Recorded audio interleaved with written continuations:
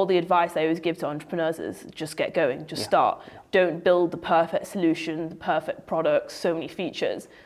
Get customers, get a paying customer and get going. I think that's also super important, is getting paying customers, because there's something about doing free and building the perfect features. Just literally get going. And we didn't have a massive network at that point, or hundreds of thousands of drivers like we have today.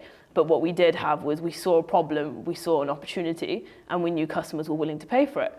And at that, obviously, it wasn't scalable. Me on my bike doing deliveries. So you were actually on a bike? I thought that was like an analogy or a metaphor, but you're actually going out there. 6 months. For 6 months, me and my co-founder, we were on our bikes. I love that. Yeah. Probably even longer, actually. From 6 in the morning until 3 p.m. doing deliveries. Wow. In the afternoon, after then, building, more on the back end, me reaching out to more customers, building our pitch deck, going to raise funds. Yeah. We did that 7 days a week for about 6 to 9 months. Wow. It was brutal. Yeah. But when I look back now, how big Hive is today, those days were so fun. They were so painful, but so fun. And it taught me a lot when I'm actually speaking to customers and I'm actually doing deliveries. It's like, oh, this is broken, we should do it like this, we should do it like this. And you can just quickly iterate constantly once you're on the field doing it. And I think, just more exposure to the problem. And I think that's just the way we had to be lean, we had to be efficient. We didn't have any money at that point. Yeah. Everything was on credit cards. And we just had to, find product market fit. And that was super important for us. Yeah. I started my company in an apartment too, right? And I can tell you firsthand, those first few months are so hard and it's a struggle and it's a pain. And I think a lot of people that want to do a startup, they see some glossy story about somebody creating a unicorn and overnight they've raised loads of money. It's not the reality, is it? Just talk to us a little bit about the realities of the challenges that come with the early days. Oh, absolutely horrific, because you have to be naive to do it, I think. And that's what me and my co-founder were, naive. On our bikes, delivering parcels, and in the back of my mind, I still have this motivation and determination that we're going to be $1 billion company. And you're on your bike delivering like 10 parcels across London, and you have to have that motivation and determination. And it's really hard because you have to sacrifice everything. You have to sacrifice social life, you have to sacrifice your, it's unfortunately, it was the way it was for us, because we didn't have, a lot of money. We didn't raise it at that point. We didn't have the luxury of, financially backing from family or friends or anything like that. So it was a struggle, but it was really highly rewarding at the same time. I mean, like I said, I look back and think, those days were the best, but it wasn't easy at all. Waking up, like I said, 6 a.m. in the morning to 3 p.m. delivering, then 3 p.m. till 12 a.m. at night on my laptop crunching. And I don't, want to promote hustle culture or anything, but I think there is a little bit of a thing of, I want to work in a startup, I want to be a startup founder. It looks so glamorous. It's really not.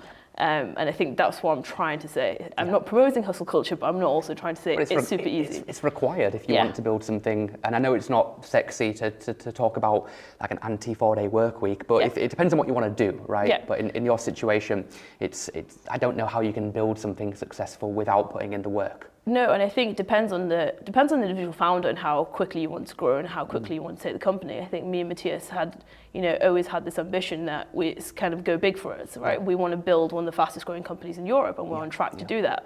And that does take hard work. We could have also been the type of founders to say, actually, let's, grow slowly and profitable, and that's also great to do, and take a different approach to it. But for us, it was always fast growth, high growth.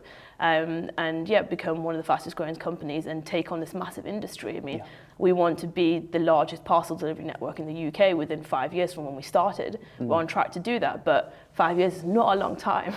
So we knew we had to put the hard work in to get to where we are today, but also we have to put a lot more hard work to get to where we need to go. Yeah.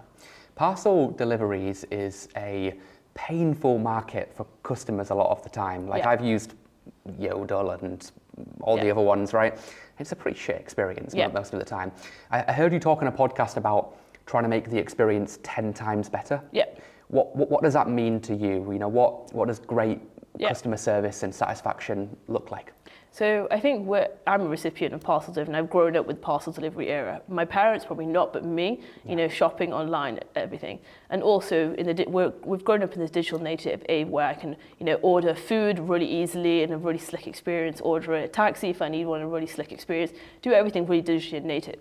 And I don't think that was, it's still not in parcel delivery just yet. You don't have control of where your parcel is as a recipient. And we want to give the feeling to the recipient receiving the parcel that you have full total control of where your parcel is, when it's going to be delivered, how it's going to be delivered, and every step of that journey. For me, it looks like clear communication and also being responsible about how we do it, how we treat our workers, how, what vehicles we're using, the whole ecosystem around it, because it's more than just delivering a parcel. We're serving at the moment around 12 million homes right in our delivery area. Wow. And we're touching a lot of homes every single day. We have a responsibility to do that well as well. So for a recipient point of view, I'm a recipient. I'm sort of building the product for myself. When I shop online, what do I want to see, right? I want to know exactly when my parcel's coming. I don't want to not trust this random tracking that I get, or this dodgy time slot. Is that actually true? I want to be able to trust it. And we're now the highest rated parcel delivery carrier in the UK. And I think that's something that we want to continue to build on, and that comes first. And I think we've managed to instill that culturally. I think me and Matthias being on our bikes for 6 to 9 months, being so, particular about delivery service, and, breeding that into the whole team. You can speak to anyone in the team, and the consumer always comes first, no matter what. And I think it comes with technology, what we've been able to bake in, but also culture as well. There's 2 things there which resonate with me. About the customer being first. That's very much kind of Jeff Bezos's philosophy and how he's built Amazon. Obviously, that's a great comparison. And you mentioned around you kind of doing the grunt work yourself for the first couple of months, which reminds me of Airbnb, how when they created the company, they were letting strangers sleep on their sofa, and they were like living in other people's homes and that sort of thing. I think it's really hard to properly understand your avatar, your ideal customer, without actually sitting in their shoes and experiencing the pains. And because a business is just a solution to a problem at the end of the day. And if you can find out what that problem is and solve it better than anybody else, then awesome, you can make a lot of money. And I've had terrible experiences with delivery companies where I've had like a 5-hour window, and then it arrives and it's outside in the rain, not in the building or anything, and all kinds of crazy stuff, right?